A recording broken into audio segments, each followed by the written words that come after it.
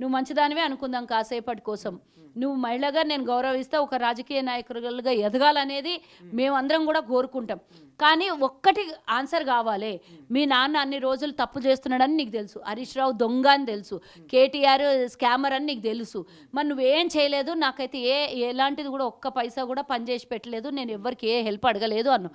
మరి అంత ధీమాతో ఉన్నాము ఎందుకు బయటకు వచ్చి ఆ రోజే మాట్లాడితే ప్రజలకు అర్థమవుతుండే కదా.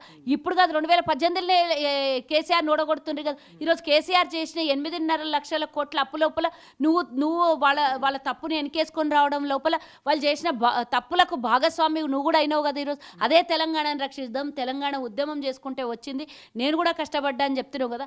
ఆ కష్టానికి నీకు ఫలితం దొరుకుతుండే కదా. అరే తండ్రితో కొట్లాడి బయటికి వచ్చింది బిడ్డ తప్పులను నిలదీస్తుందని తెలంగాణ ప్రజలు నువ్వెట్లా ఆత్మగౌరవం కోరుకుంటారు, ఆత్మ అభిమానంతో ప్రజలందరినీ నీరాజనం పడుతుర్రు కదా. ఇప్పుడు అందరికి అనుమానం ఏంది, అక్కడ అధికారం పోగానే ఈ ఆస్తుల పంపకాలు కాదు అంటుంది, కానీ అందరూ ఏమంటారు ఆస్తుల పంపకాలు ఇంకోటి ఏదైనా సమస్య. ఇప్పుడు సమస్య వచ్చింది కాబట్టి బయటకు వచ్చి మాట్లాడుతున్నాం. సమస్య రాకపోతే 4 గోడల మధ్య తెలంగాణ ప్రజల ఆత్మగౌరవాన్ని బలిస్తుండే కదా. నాకు కావాల్సింది అది ఒక్కటే ఆన్సరు. నువ్వు రాజకీయ నాయకురాలాగా ఎదుగు, నేను వద్దలేదు.